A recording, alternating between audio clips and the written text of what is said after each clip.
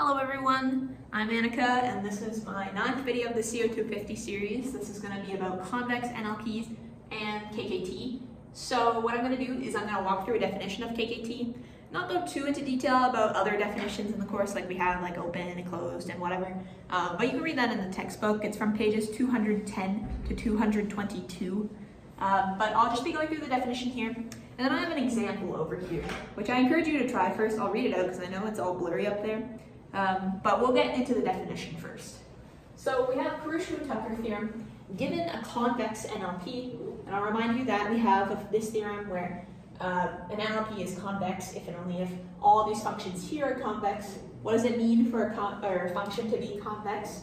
We have this definition here given some, we're just going from this to here or whatever, and then we have x and y are in the domain of f, and then we have some lambda which is from 0 to 1, and then f convex, and this is the definition. So if I say if, it actually means if and only if, but the 4 definitions, so be very clear about that. But we have f of lambda x plus 1 minus lambda y is less than or equal to lambda of f and x plus 1 minus lambda f of y. So this is just me reminding you about what it means for a function to be convex. So then we just have to make sure that all those functions there are convex for this to be a convex NLP. I'm just going to assume that for this problem because this is pretty difficult to do in general. But you can see some examples of this in the assignments and whatnot. And I doubt if we're asked to use something like this, we would probably be provided something like this. So I wouldn't worry too much about that. But we have this convex NLP. What other things do we need? So we have it in this form here. I know there was a lot of discourse surrounding whether the objective function there had to be affine or if it could be nonlinear. The way it's stated in the textbook is that f of x can just be any nonlinear function so long as it's convex, and so it doesn't need to be affine. It can be nonlinear. But here I just have an affine example, so that's fine. And then we have that it has a Slater point, so I'll be talking about what that is. And then over here we have some feasible solution x bar, and we assume that all of these functions here are differentiable at x bar. This is kind of the sticking point of KKT, but we don't really focus too much on it, so I wouldn't worry too much. And then once we have all those things up there, we have the actual theorem part where x bar is optimal solution for the nonlinear program if and only if the negative gradient of f of x bar is in the cone of type constraints. But this is not for x bar, but it's not really the cone of type constraints because we have these gradients here. So just keep that in mind. And then without further ado, I'll get into this example over here. First, I'll read out all these numbers so you can pause the video, try it yourself. Our goal here is to just prove that this point here is our optimal solution. So we're just given some random point and we're asked to find an optimal solution and prove it's optimal using KKT. So really, I don't think they specify from this textbook example that this is the optimal solution, but we'll figure out that it is. So these numbers here, we have minimized negative 7x1 minus 5x2 such that the first constraint there is 2x1 squared plus x2 squared plus x1 times x2 minus 4 is less than or equal to 0. And then our second constraint there is x1 squared plus x2 squared minus 2 is less than or equal to 0.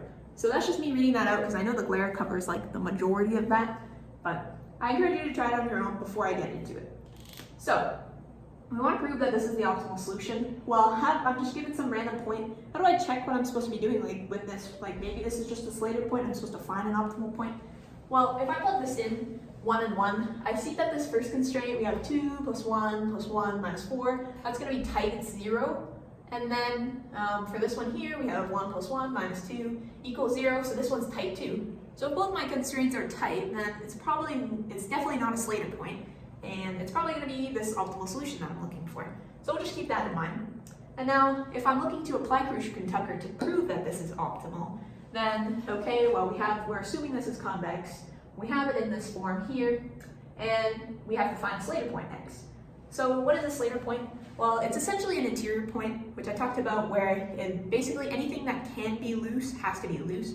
So in this case, all these functions here, whatever we're trying to find some x hat as a Slater point, say, and we want all these constraints here, both of them, to be strictly less than 0. They can't be equal, otherwise we're at that boundary, and that means it's tight, so it's not a Slater point. It has to be in the interior. So let's try, usually a safe bet is just 0, 0, so we'll just give that a shot, and you just kind of play around if it doesn't work. But we find that 0, 0 here does work, because we have 0, 0, 0, minus 4 is strictly less than 0, and then 0, 0, minus 2 is strictly less than 0. So this is a Slater point. So now we don't even use this again, we just need to know that it exists in order to apply KKT. So that's just there, we noted that. And now let's jump into this part over here. So we have this feasible solution here, and we assume that all these functions are differentiable in x bar. Well, this is kind of a sticking point, like this differentiability thing, we don't really focus on it. And because I know these are all polynomials here, polynomials are differentiable everywhere. We know that from Calculus 1, Math 137, so I don't have to worry about that. And likely, I'd hope that we'd be given polynomials on the exam, but I wouldn't worry too much about that. So now we're actually getting into the theorem part, and we're trying to prove that this is optimal. So we have to show that the negative gradient of f of x bar is in this cone. So now my next step is I have to take all these gradients. So let's do that. So my steps for this, coming from someone who has not taken Calculus 3 yet, so I really don't know what I'm doing, to be honest, but I'll just give you like a general overview, won't use much technical terminology or anything because I don't know it. So we're just trying to compute this gradient here, the negative gradient, and I'm looking at my f of x up there. So I'm going to take this one, I know this is a vector of length 2 because we have two variables, so I'm going to have two partial derivatives that we're computing here. So this one's going to be partial derivative with respect to x1, this one's going to be with respect to x2. So let me take it with respect to x1, which means I just look at x1, take the derivative of that, normally like how we always do in calculus, and I just ignore all the other variables and pretend they're just some constant. So for this one here, okay, negative 7x1, I know the derivative of that is just negative 7, and then up there, okay, I'm treating x2 as a constant here, so it drops out, and I'm just left with negative 2nd. Now let's go to partial derivative with respect to x2 is going to be, okay, well that x1 is going to drop out as a constant, and then negative 5x2 just becomes negative 5. And I forgot this negative here again, but you'll see that this negative here can move inside and cancel out with those ones. So we just have that. And now I want to stick my x bar into here. So this was for general x, now I'm sticking x bar into it. But because there are no x's in here to begin with, it doesn't actually change anything. But we'll see that it does for our other things. So now if you haven't already, you want to check your tight constraints here, because we only want to take the gradients of the ones that are actually tight. So let's see, okay, well we know that both of them are tight, we already checked that, so we're going to take the derivative, the gradient with respect to this guy here. I'm just going to do a general x to begin with, length 2 again, and I know I'm going to need more room for this, so do that. Okay, so let's start with respect to x1. Okay, I have a 2x1 squared there, that's just going to become 4x with the power rule, x1. That x2 squared drops out, x1 times x2. Okay, well I'm treating x2 as just some constant, so if I have just some alpha x1, I'm taking the derivative with respect to x1, this is just going to be equal to alpha. So if I have x1 times x2, and I'm just treating x2 as a constant, it's just going to be plus x2 there. So don't let that thing throw you off. I know it's a little bit weird, but that's just how it goes in the land of partial derivatives. So now this one here is going to be with respect to x2. So the x1 squared over there drops out. We have 2x2. Then we have that weird x1, x2 term again, so that's just going to be x1. And now the last constant drops out, the negative 4. Now I want to take this, and I'm going to actually plug in x bar here because we have some x's, so it's going to change. So when I plug in x bar here, okay, I got 1 times 4 plus 1, that's 5. This one here is a 3, that's good. And now I'm going to take the second gradient here. So this one, I'm going to do this pretty quick. So x1, it's just going to be 2x1 there. Rest are constants, they drop out. Second one, with respect to x2, okay, constant drops out. Then we have this, oh, sorry, this is a 2. Okay, so then we have to take it with the x bar in it. So when I plug in x bar, that's pretty easy. It's just 2 and 2 because I'm plugging in the 1 and the 1 there. So now we have all the gradients that we need. And now, okay, I have all these gradients. Well, what does this statement actually mean? Well, essentially, in order for this to be in this cone, that's equivalent to me saying, okay, this thing equals, we have some lambda here times this gradient of f of x, or g1 at x bar here. So this vector here, I'm gonna plug it in there, and I'll put 1 there, plus lambda 2, and I'm gonna plug in this gradient over here. So we have to satisfy this equation. But a really, really important thing that you should keep in mind that I keep forgetting about is that these lambda all have to be non-negative.